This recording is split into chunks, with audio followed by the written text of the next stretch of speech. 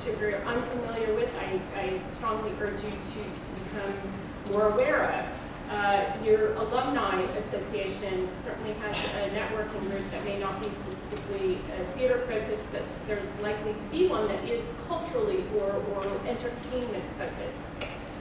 There are conferences, and a lot of conferences, because we just cut our entire budget out of conferences. So because we decided it was more important to put money to art than attending conferences. But there are a lot of conferences out there, and they're great networking opportunities if you can afford them. There are less formal resources. There's the bar at Angus McIndoe. Do you all know what the bar is? McIndoe, don't go.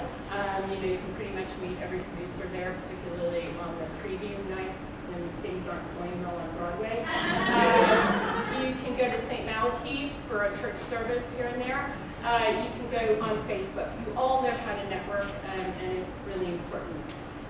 The far more important thing to me, and the thing that I see lacking, and this is particularly true with the commercial realm, where I see, I'll say it, I see women more hesitant, is about the importance of mentorship. And I'm very fortunate because I have had amazing, amazing mentors in my life, and frankly, they've mostly been men. And I've had a backlog of support where I needed it most. And that is so pivotal to success in this business.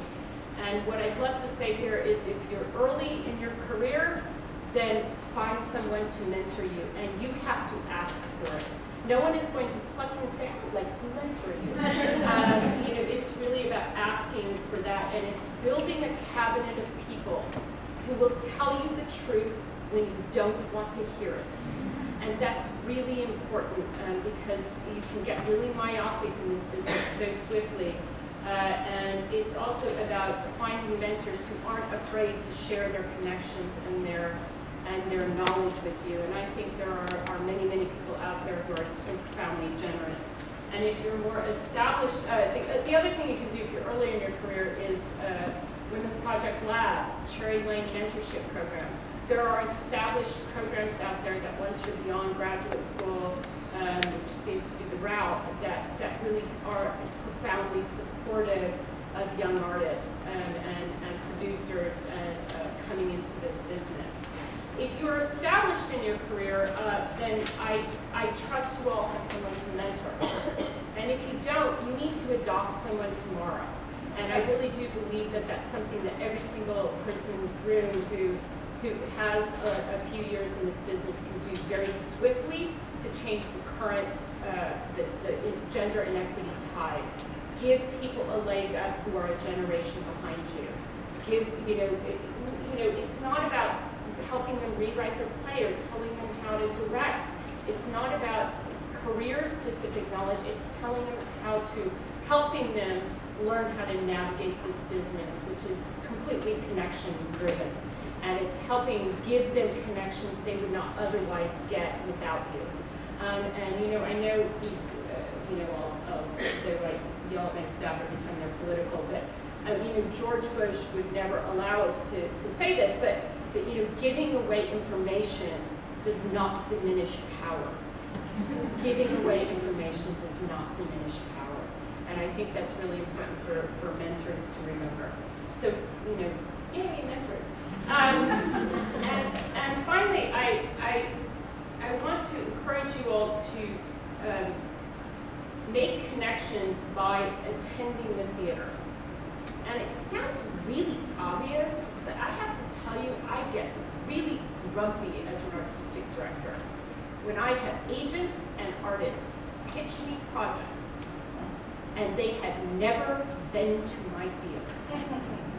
They haven't seen the work, they don't know my aesthetic, and in any other industry, those people would never get the meaning. And yet I have people come in who have never seen a play at Women's Project who expect that because they've written a play, it must be, if they're female, they must be ready to be produced here at Women's Project. Know the aesthetic, do your homework, go meet the people working at the theaters where you want to be, where you want to work, where you want to direct, where you want to be produced. Go learn their work, go learn the aesthetic, go learn the vibe. And I'm not I'm very cognizant of the fact that most theaters have a very male power structure, and I urge you to understand it in order to change it.